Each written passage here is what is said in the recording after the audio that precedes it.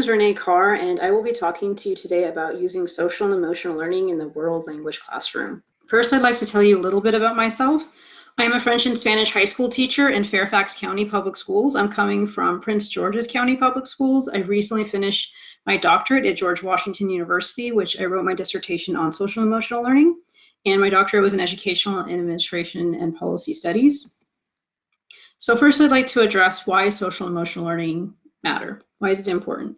It helps students and teachers have effective relationships, and it helps students come back from difficult challenges, whether that's in their personal lives or their academic lives. It also makes the content more relatable, and students are more likely to want to take their learning more seriously and be motivated to learn.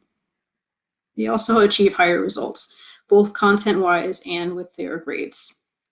So CASEL, the Collaborative on Academic and Social Emotional Learning, has created a definition for social emotional learning that stems from Goleman's Emotional Intelligence. He wrote a popular book back in the 90s, and it has ever since changed not just education's way of viewing emotional intelligence, but the world.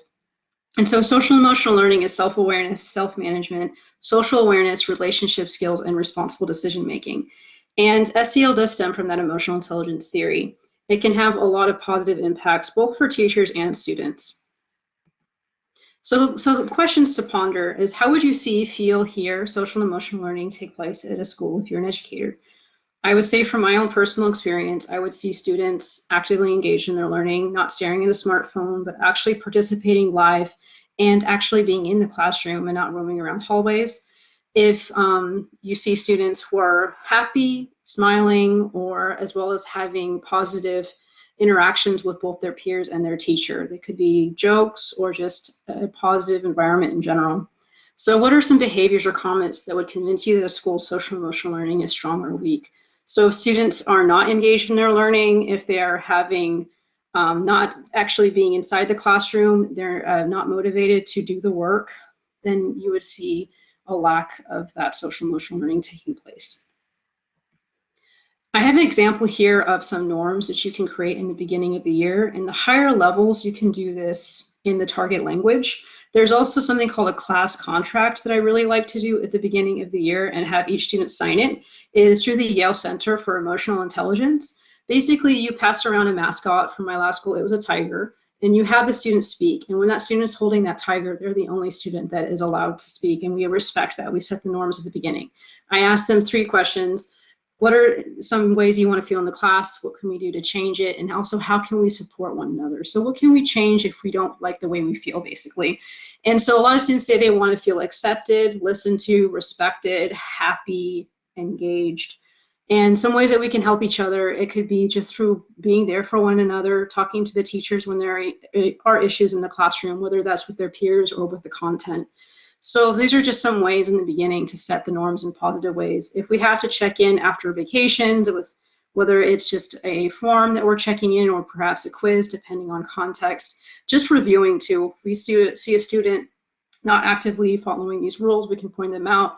You're not following number 5, 6, very common kind of teacher practices. What are you doing?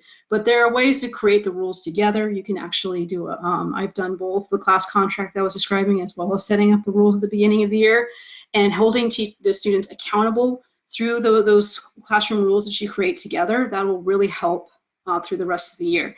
So, and then having the students translate this into the target language, whether it's French or Spanish or whichever world language you teach, really helps them and keeps them engaged all year long. So keeping everything is even reviewing class norms is very important. It helps us foster better relationships. If you can have a student on board with helping you keep others accountable. So for instance, I talk about respect being very important. Even when I was teaching in France, I would have one student say respect, which is respect in French. It was very important to have them on board with you. Or something about scholarly language, trying to keep swearing outside of the classroom. They say langage scolaire, or you can say lenguaje scolaire. Some way to keep them actively engaged in following these norms. So review is very important, not just with classroom norms, but in general, because it allows the students to get the foundation, whether it's in grammar or vocabulary, for them to continue. And I can do that, and any teacher will use review stations for the students to review the content. as well as just doing a quick teacher check-in. It could be a review from the book, whether it's numbers. You notice, for instance, they're not presenting the numbers, whether they're dates or years in their presentations. That means that we need to go back and review that so that they feel more comfortable. Even tell them, translate into Spanish the numbers before you present. I'll give you 7 minutes to do that. That way they're comfortable, they understand the expectations, and the review really helps them, just as an example.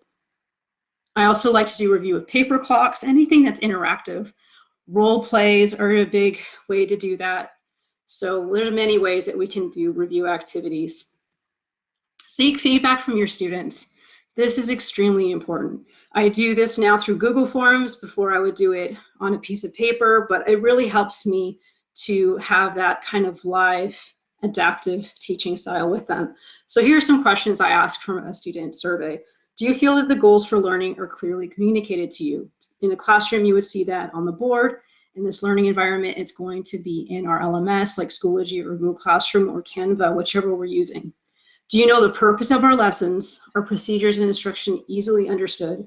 This could be a problem if we're teaching a lot in the target language, so that's why I like to check in with that, because I do try to do both English and the target language, but sometimes I will lean more on the target language, so I want to make sure that they are understanding what is expected of them. Is new instruction connected to prior lessons? In the past, I will notice students are, why are we going over these grammar, these verb conjugations in level 4? They want a clear kind of outline of what unit and context, the kind of context that we're learning. What subjects are they focused on? So I also like to show them periodically their roadmap. Here is exactly the units and the subjects that we will be studying in the future, and that really helps them understand kind of where we're going and where we went. And to keep everything connected, understand the purpose of our lessons is very important for students. It keeps them motivated and engaged. So ways to increase some student engagement, which is extremely important, especially in the virtual world. We want to make sure that we're doing games and fun activities, whether it's a Bookit, a Kahoot, Quizlet Live, quizzes. Those kinds of activities are extremely beneficial for keeping students happy and engaged while learning new vocabulary or reviewing grammatical concepts. So we want to also make sure they're having meaningful learning experiences. I really like to have guest speakers come, and they will prepare questions in advance. They'll pop the question in the chat right before they ask it, turn on their camera, and then speak with their voice with the mic and ask the question. And they can ask follow-up questions. They have to at least all of them ask one question, which in a large class can be difficult, but it is possible in an hour to do it. So I really find that to be extremely beneficial at the level 3 and above. Some other methods of engagement, you can use puppets. I really love to do role plays with puppets. It's a good way to review greetings, animal names. Also, it keeps them more in the target language, and they're less timid to actually speak in the target language. I know it sounds very silly. I tried it out, and it's night and day from a role play without the puppets. So I really like to do that technique. I even like to go through prepositions with puppets or with actual objects. So I'll explain this is in front or behind of, if it's a dog and a cow. That's really actually kind of a fun, kind of cute way for them to learn the prepositions in the target language as well. And you can even do that virtually. So I find that it's really important to keep in mind as we're teaching the context of cultural impact in the lessons. So culture is very much behind how we think, live, and see the world. So we have students who are in our classrooms that are heritage speakers or coming from cultures where this language is spoken, whether it's in Spanish, French, or any other languages that we're speaking in the classroom that we're learning. So understanding the culture behind the students. So some students are coming from cultures where it's okay to come to class late, and having to explain the cultural changes here in the United States, just as an example. So and it's really helpful to bridging the gap, but also it gives students a voice. So if they want to share out about food that is made at home or different kinds of cultural interactions, whether or not in their home countries they were washing their clothes, this gives them student voice and makes them feel more connected both to the language and to the culture. And it's a learning opportunity for us teachers as well.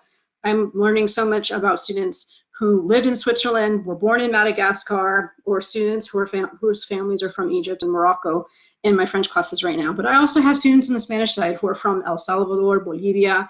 So those students are really able to bring home. And I tell them, please share about your cultures with us. because this is a great opportunity for them to feel more engaged and empowered. So I find that it's really important for them to connect to the language, and then students from especially French-speaking Africa, they expect a lot more rigor in their classes than maybe the accustomed here in the US. So it's important to make them feel challenged, whether it's through essay tests or if it is through spoken oral kind of exams. And I know we do this already at the end of the year, that is mandated by our districts. But even somehow during the year, if it's not just AP, because we have AP Classroom for AP, but in all kinds of tests, if we can do presentations as tests, other kinds of formative assessments are really beneficial. In upper levels, I like to use presentations as a way of assessing the students and not always tell them necessarily that I will be using it for that purpose, but it does really help quite a bit. And I mentioned the guest speakers before. Another item I like, something I really enjoy doing, are field trips.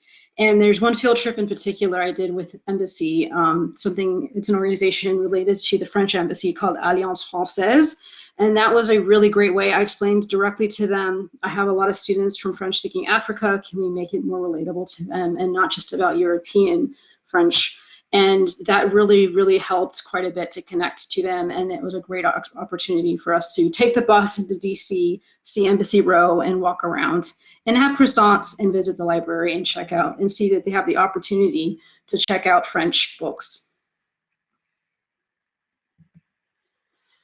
So every culture differs, and the way we teach world language is going to differ based upon the students that we have. So language is also a part of culture. And I try to omit anything that's too difficult for them to understand, such as difficult vocabulary, depending on the level of the class. I also like to use interesting expressions like oh la la. And in Spanish, it could be like Dios mío, but some ways of keeping it fun and interactive so the students will repeat those kinds of expressions in the classroom from time to time when it's appropriate. I'd like to take this opportunity to let you know that I'm also having a book that's published that takes my dissertation research as well as my experiences from the classroom as a world language teacher, and it's currently available on Amazon, Barnes & Noble, and Books A Million. It's also available through my publisher. And the book is called Accountability in the Classroom, Using Social Emotional Learning to Guide School Improvement. I address how SEL can be an excellent tool in schools to mitigate problems before they are addressed and before they arise, I should say, in all subject areas, but specifically in world language, I have a chapter about what we teach. So if you would like to use this discount from Roman and Littlefield, here it is, it's 30% off, and the code is RLF and F30 to get the discount. So you go to www.roman.com, and there is a picture of the artwork, the cover. Some food for thought. How do you engage a variety of learners, whether it's Heritage, ESOL, 504, and IEP? So I mentioned some of that before. Partners is a good way to allow students to feel that they have that active support from their peers in the classroom. Like to check in with the partner and see how they're doing. And 504 IEPs, we're keeping them in the front of the room, making sure they have the graphic organizers, extended time, and are there for them for questions, being there for them after class, and also being in touch more regularly, even with the parents and case managers. So how do you change and adapt lessons when they don't go well? Take notes, every class is different. We have to make sure we have extra lessons in our hat so we're not just relying on just a few lessons that we have, or a few activities for that lesson, I should say. And how can SEL help bridge that learning gap? How does social and emotional learning situate itself across cultures? And what does culture mean for learning another language in the US? So if you have any questions and feedback, please write me at reneecarr@gmail.com. I would be happy to help in any way I can. I have taught abroad and I've taught here in the US in 2 different school districts in the area.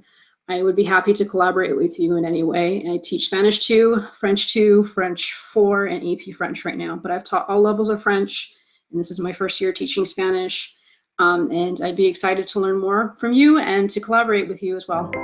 Take care, and thank you so much for participating in GWATFL.